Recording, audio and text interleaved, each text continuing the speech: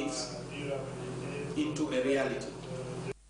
The Gambia has, according to officials, established a fruitful collaboration with private institutions to work towards attaining universal access to treatment. In the Gambia, partnership in the response to HIV has been very impressive and unprecedented, with key stakeholders from the civil society, private sector, and people living with HIV/AIDS, as well as our bilateral and multilateral agencies, all joining hands with government to contribute their quota in the response to HIV and AIDS and the attainment of universal access. This is indeed very noteworthy and demonstrates the true spirit that AIDS is everybody's business, and together we can make a difference in the Gambia and beyond. AIDS, which is understood to be one of the leading causes of deaths globally, with Africa enduring most of its burden, accessing quality and affordable treatment is one hurdle deterring the achievement of the zero new infection, zero AIDS-related deaths, and zero discrimination, a target all must work towards. For GRTS News, I am Fatou Jassi.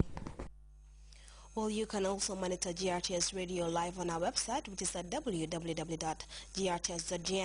We're going to take a very short break now. The news continues in just a moment. There are many property companies out there, so making a choice can sometimes be difficult. This is why you should rely on a professional and experienced player in the market. Let me introduce you to Universal Properties. Universal Properties. Universal Properties. Universal Properties are one of the oldest and the most reliable property company in the Gambia. Universal Properties, we have 3 great locations to offer: Lamin, Brufut, and also on the Sukuta Airport Highway. In Lamin, we have 25 by 20 with inner roads, electricity, water, and some residents are already in place. We are greatly located in Brufut and very well accessible. The place you would want to build your dream home. Universal Properties. Universal Properties. And in Sukuta Airport Highway, you can have easy access to the airport, roads, and all amenities. We are located on number 2 Carava Avenue FIB House on the 2nd floor. Call us on 788-8888, 618-8888, or 996-5204, or www.universalproperties.org. Universal Properties.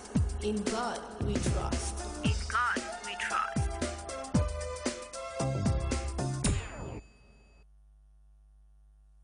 Welcome to GRTS News. Egypt's leading Islamist official is calling for restraint in the face of a widespread, sometimes violent protest against the now infamous anti-Muslim video.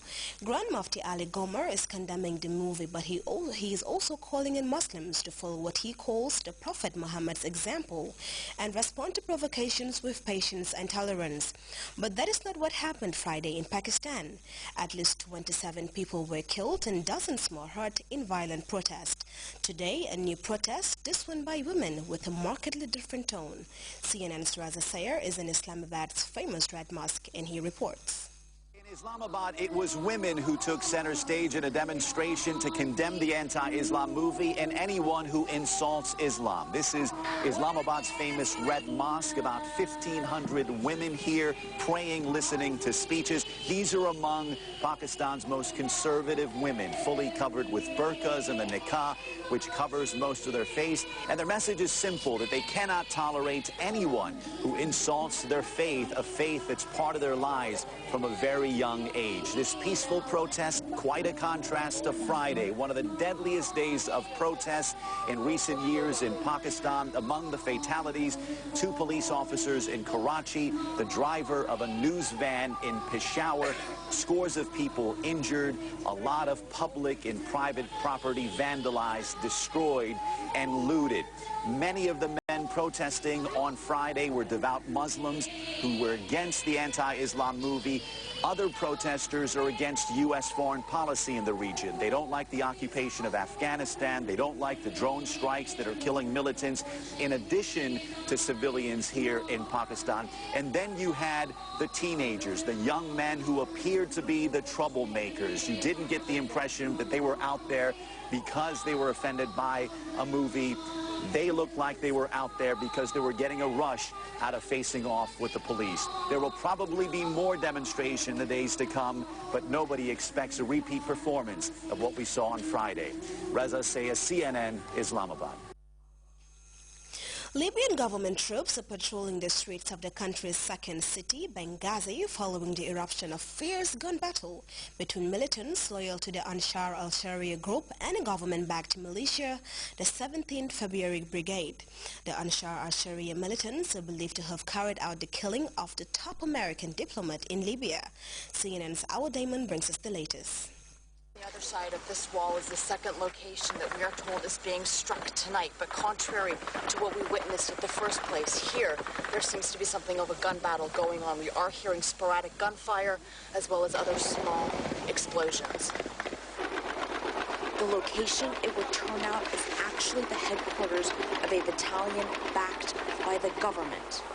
Government officials came out on TV trying to urge for calm and tell people that this is not an extremist rogue militia, but it seems few were listening. And this here is where the situation in Libya gets incredibly murky. The compound that we're hearing the gunfire surrounding is the Rafah al-Hati Battalion headquarters. They are a part of the February 17th Brigade that has been endorsed by the government. What the people here are telling us is that following the fervor that existed after the demonstrators initially managed to gain control over the Ansar al-Sharia headquarters, they're saying that people there, pro-Gaddafi loyalists, moved the crowd and managed to somehow manipulate the situation and get them to come and move towards this battalion's headquarters.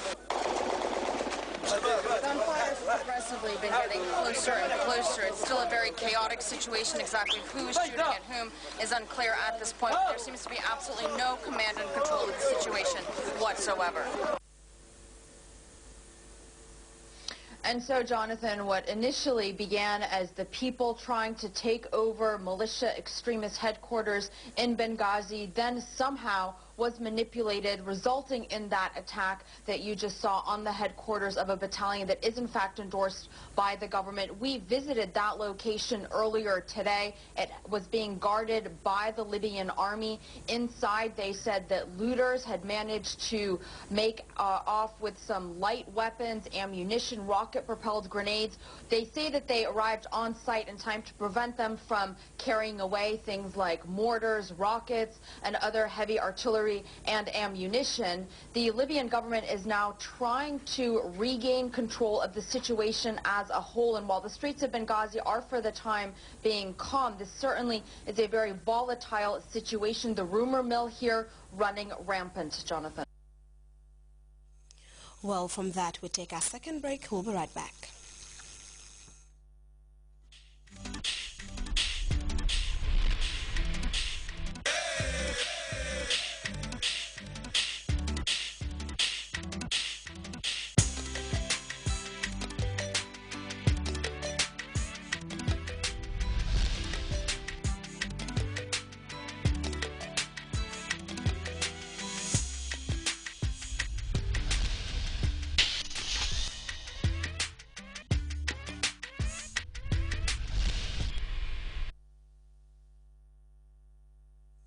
Over to sports. The Gambia female under-17 side kicked off their campaign in Azerbaijan with a thumping 11-0 defeat to North Korea in Baku.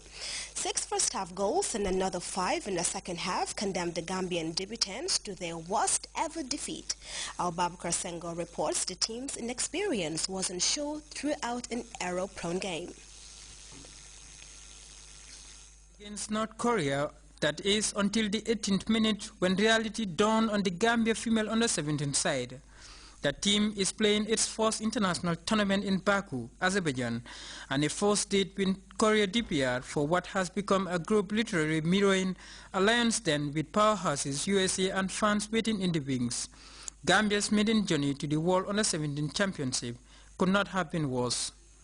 It was when goalkeeper Aminata Gee failed to collect a routine cross that Korean starlet Cho Young-gong slammed home the Communist State's first goal of the tournament. The Gambian side was pegged back for large periods of the opening half, and that setback opened up the floodgates shortly after top scorer in qualifiers Ri Yun-sim, netting a superb goal to make it 2-0.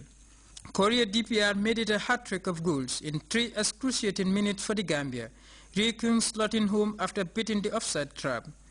The tsunami of goals continued